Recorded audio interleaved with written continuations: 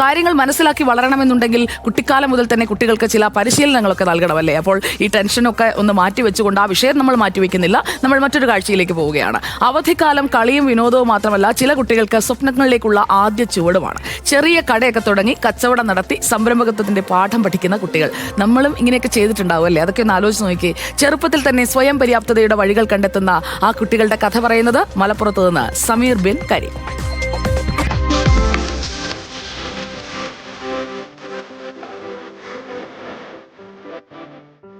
നമുക്കിതാ ഇവിടെ നല്ല കുത്തി കച്ചവടക്കാരെ കിട്ടിയിട്ടുണ്ട്. നമുക്ക് അവരോട് ചോദിച്ചു പോവാം. മോനെ, എന്തൊക്കെയുണ്ട് ഇവിടെ?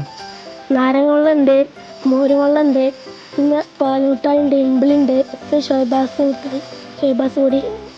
ഉപ്പിലിട്ടൊക്കെ കഴിഞ്ഞു. ഭയങ്കര കച്ചവടമാണോ? ആ, കുഴപ്പമില്ല. ഒരുപാടധികം ആളുകളൊക്കെ വന്ന് സാധനങ്ങളൊക്കെ വാങ്ങുന്നുണ്ടോ? ആ, അതൊക്കെ വാങ്ങുന്നുണ്ട്. എപ്പോഴാ തുറക്കലും അടക്കലൊക്കെ എപ്പോഴാ? തുറക്കലൊരു 8:30 9 ആകുമ്പോഴത്തേനും. പിന്നെ 2 മണിക്ക് അടക്കും, എന്നിട്ട് പിന്നെ 4 മണിക്ക് തുറക്കും, 6:30 അടക്കും. എന്താ ഇങ്ങനെ ഒരു കച്ചവടം തുടങ്ങാൻ കാരണം എന്താ? വെക്കേഷൻ ബിസിനസ് തുടങ്ങിയതിനു ശേഷം വേറെ എന്തെങ്കിലും സമയമുണ്ടോ കളിക്കാനോ അതിനൊക്കെ? കളിച്ചിട്ടൊക്കെ മാറ്റി വെച്ചിട്ടാ ബിസിനസ്. ഇപ്പം കൂടുതൽ ആളുകൾ വാങ്ങാൻ വരുന്നുണ്ട്. കുട്ടികളോ വലിയവരോ ആരൊക്കെയാ സാധനങ്ങളൊക്കെ വാങ്ങാൻ വരുന്നത്? വലിയ കുട്ടികളെല്ലാവരും വരുന്നുണ്ട്. ഞാൻ വിളിച്ചപ്പോൾ കുട്ടികളൊക്കെ വരുന്നുണ്ട്. ആരെങ്കിലും ഒക്കെ അതിനിടയ്ക്ക് കടം പറഞ്ഞിട്ടൊക്കെ പോകുന്നുണ്ടോ? ഞങ്ങൾ കടം വെക്കണില്ല. എന്താ കടം കൊടുക്കാത്ത?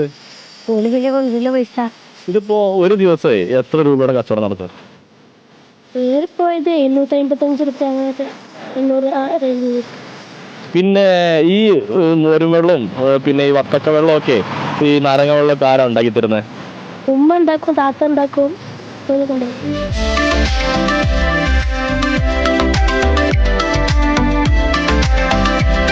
വേറെയും കുട്ടി കച്ചവടക്കാരെ നമ്മൾ കണ്ടെത്തിയിട്ടുണ്ട്. പ്രധാന റോഡിനോട് ചേർന്നുള്ള ഒരു ഭാഗത്താണ്. ഇവിടെ വാട്ടർമെലോണിൻ്റെ ഒരു വെള്ളമുണ്ട്, പിന്നെ മാങ്ങ ഉപ്പിലിട്ടത്, നെല്ലിക്ക, അങ്ങനെ ഒരുപാടധികം സാധനങ്ങൾ ഇവിടെ വിൽക്കാനുണ്ട്. ഒരു ദിവസവും ഒരു എത്ര രൂപയുടെ കച്ചവടം നടക്കും? 650. ഒരു എത്ര മണി മുതൽ എത്ര മണി വരെയുള്ള സമയമാണ് കട തുറക്കുക? നമ്മൾ 9 മണി മുതൽ 4 മണി. അപ്പോൾ ഈ കളിക്കാൻ പോകാനൊക്കെ സമയം കിട്ടും, അതോ കളിക്കാൻ പോവാതെ ഫുള്ള് ബിസിനസ്സിലാണോ ശ്രദ്ധ? കളിക്കാനോ? അത് കൂട്ടിയിട്ട് ഇതൊക്കെ എടുത്തിട്ട് പോയി. എങ്ങനെയുണ്ട് പോനെ? ഷെയറാണ്, കുഴപ്പമില്ല. നിങ്ങൾ എത്ര ആൾ ചേർന്ന് തുടങ്ങിയ കടയാ?